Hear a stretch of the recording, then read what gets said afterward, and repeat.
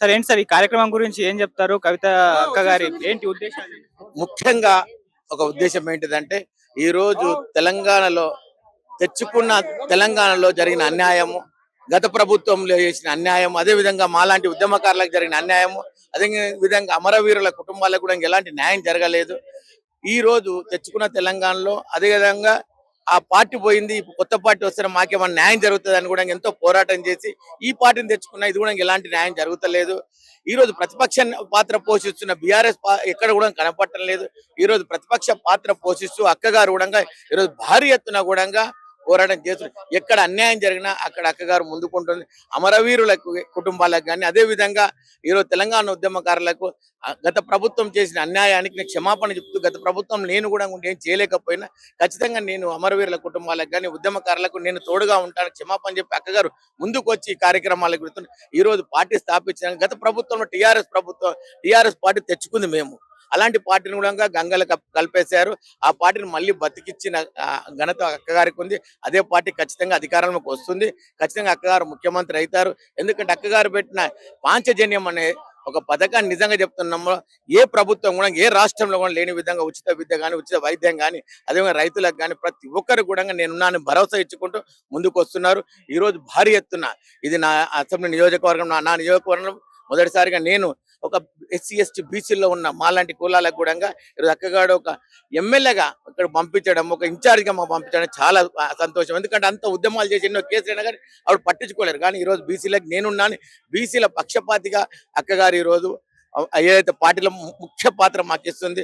50% కన్నా పైన ఉన్న వాళ్ళందరూ కూడా 50% కన్నా పైనే మాకు సీట్లు ఇచ్చింది. ఖచ్చితంగా రాబోయే రోజుల్లో అక్కగారు ఖచ్చితంగా ముఖ్యమంత్రి అవుతారు. ప్రతి బీసీ కూడా ఖచ్చితంగా కూడా ముఖ్యమంత్రి కావాలని కోరికతోటి దృఢ సంకల్పంతో బీసీలందరూ ఐక్యంగా అక్కగారికి మేము మద్దతు ఇస్తున్నాం. ఇంతమంది ప్రజలు వచ్చారు ఈ కార్యక్రమానికి. సో ఫ్యూచర్ లో కవిత గారి పార్టీకి ఎంత సపోర్ట్ ప్రజల దగ్గర నుంచి లభిస్తుంది? ఇప్పుడు రెస్పాన్స్ ఎలా ఉంది?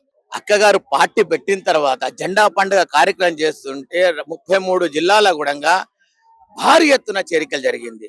ప్రతి పార్టీలో కూడా ఒక వణుకు పుట్టింది. అక్కగారు గతంలో చేసిన పార్టీలకు సుమారు 50,000 పైన పార్టీ ఏదైతే ఆవిర్భావానికి వచ్చారు. ఈ రోజు ఈ సభకు సుమారుగా 10,000 పైన వస్తుంది. కానీ ఎక్కడ కూడా ఒక పేడ్ బ్యాచ్ కానీ పైసలు పెట్టి కానీ ఎక్కడ కూడా స్వచ్ఛందంగా కార్యకర్తలు వస్తున్నారు. స్వచ్ఛందంగా కూడా అక్కగారి మీద అభిమానులు అందరికీ వస్తున్నారు. ఈ సభ చాలా భారీ ఎత్తున కూడా సక్సెస్ అవుతుంది.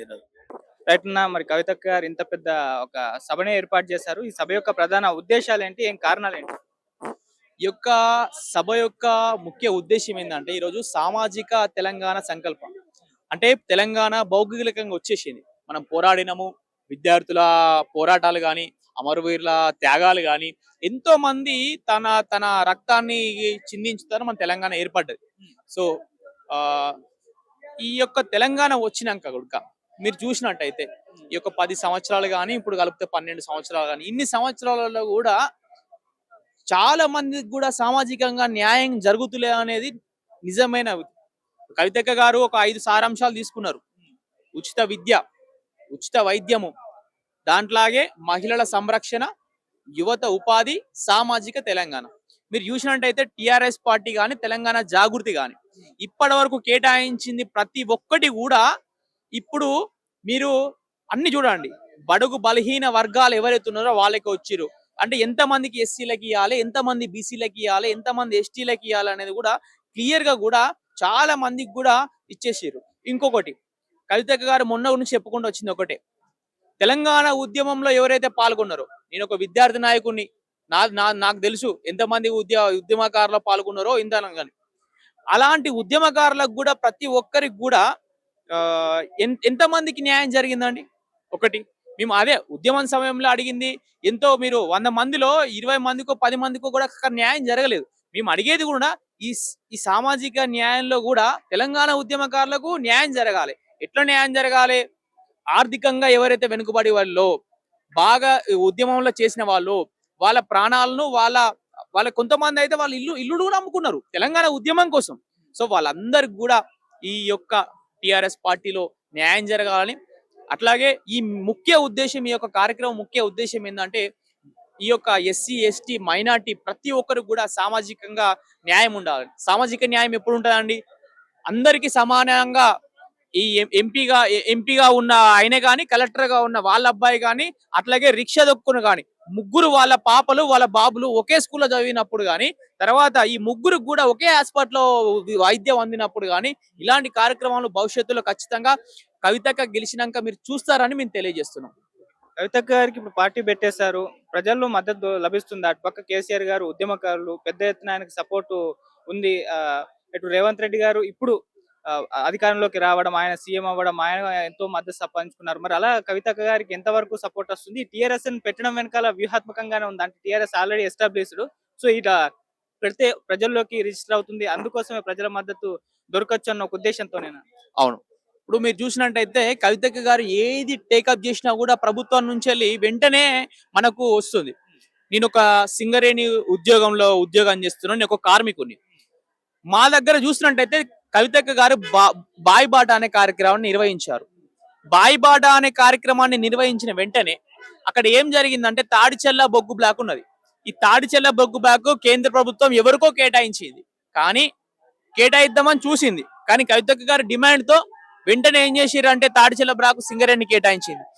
ఎప్పుడైతే కవితక్క గారు బాయ్ బాట పాటించారో తర్వాత కిషన్ రెడ్డి గారు వచ్చిర్రు, బీజేపీ నుంచి వెళ్ళి, కాంగ్రెస్ పార్టీ నుంచి బట్టి గారు వచ్చిర్రు, బీఆర్ఎస్ నుంచి వెళ్ళి హరీష్ రావు గారు వచ్చిర్రు. వీళ్ళందరూ కూడా ప్రతి ఒక్కరు కూడా ఈ యొక్క సింగరేణి అంశాన్ని ఏదైతే ఎత్తుకున్నారో దీని తర్వాతనే ఇవన్నీ పరిణామాలు. ఇప్పటికి కూడా ఏంటంటే మీరు చూడండి, కవితక్క గారు అంశం తీసుకున్నారంటే దాని తర్వాత వెంటనే ప్రతిపక్షాలు కానీ ప్రభుత్వానికి అలర్ట్ అవుతున్నాయి. సో ఇవన్నీ కూడా ఖచ్చితంగా ప్రజల్లో ఎంతో కొంత ఉంటాయి, వస్తాయి కానీ లేకుంటే రాదు. సో తెలంగాణ రాజకీయాల్లో కవితక్క గారి రాజకీయ ప్రస్థానం ఎలా ఉండబోతుంది ముందు? సార్, ఇంత పెద్ద కార్యక్రమాన్ని కవితక్క గారు నిర్వహిస్తున్నారు, ఇంత పెద్ద సభను ఏర్పాటు చేస్తారు, దీని యొక్క ప్రధాన ఉద్దేశాలు, లక్ష్యాలు ఏంటి? తెలంగాణ తెచ్చుకున్నది సామాజిక న్యాయం కోసం. తెలంగాణ కోసము దాదాపుగా తొలి దశలో 1600-1700 మంది చనిపోయినరు, లక్షల మంది కేసు వేసుకున్నారు. తెలంగాణ కోసము అనేక మంది ప్రాణత్యాగాలు చేసి తెచ్చుకున్న తెలంగాణ, లక్షల మంది ఆటలు పాడితే వచ్చిన తెలంగాణ. ఈ తెలంగాణ రాష్ట్రం వచ్చిన తర్వాత అందరికీ సామాజిక న్యాయం జరుగుతుందని చెప్పేసి మేము అంతా కొట్లాడినాం. నేను పోలీస్ కానిస్టేబుల్ ను. ఈ తెలంగాణ రాష్ట్ర సాధన కోసం పోలీస్ ఉద్యోగం పక్కకు పెట్టి 2013 అక్టోబర్ 11 నాడు అసెంబ్లీలో జై తెలంగాణ అంటే వచ్చిన తెలంగాణ. ఈ తెచ్చుకున్నటువంటి తెలంగాణ కోసము ఆనాడు నళిని మేడం గారు డిఎస్పీగా వాళ్ళు రాజీనామా పెట్టిండ్రు. తర్వాత పోలీస్ కిష్టన్న తుపాకీతో పేల్చుకొని చనిపోయిండు. తర్వాత Srinivas Goud constable, Srisailam constable LB స్టేడియంలో జై తెలంగాణ అన్నారు. శ్రీకాంతాచారి ఆనాడు పెట్రోల్ పోసుకొని అగ్గి పెట్టుకొని చనిపోయిండు. ఈ తెలంగాణ రాష్ట్రంలో వాళ్ళు ఆనాడు ఏం చెప్పిండ్రు, వలసలాగుతాయి, ఈ తెలంగాణలో అన్ని వర్గాలకు సమన్యాయం జరుగుతుంది, మన ఉద్యోగాలు మాకు వస్తాయి, మా నీళ్లు మాకు వస్తాయి, మా నిధులు మాకు వస్తాయి అని చెప్పేసి ఏదైతే మాట్లాడి కల్లుబొల్లి మాట్లాడి 4 కోట్ల ప్రజలను వాడుకున్నారు. ఆనాడు మా రోజు వీరన్న అయితేనేంది, బెల్లి లలితక్క అయితేనేంది, ఆ గతంలో దాదాపుగా 369 మంది 69 ఉద్యమంలో చనిపోయిండ్రు. మరి ఆనాడు లక్షలాది మంది మీద కేసులు అయినాయి. తెలంగాణ రాష్ట్రం 2001 తర్వాత 1200 మంది చచ్చిపోయారు, లక్షలాది మంది మీద కేసులు అయినాయి. ఇంతమంది రక్తము, చెమట, సావు, పోరాటము, ఇంత పోరాటం 60 ఏళ్ళ కొట్లాడి తెచ్చుకున్న తెలంగాణలో వాస్తవానికి 2014లో తెలంగాణ వచ్చినప్పుడు 16,000 కోట్ల మిగులు బడ్జెట్ అని చెప్పేసి పేపర్ చదివినాం మేము.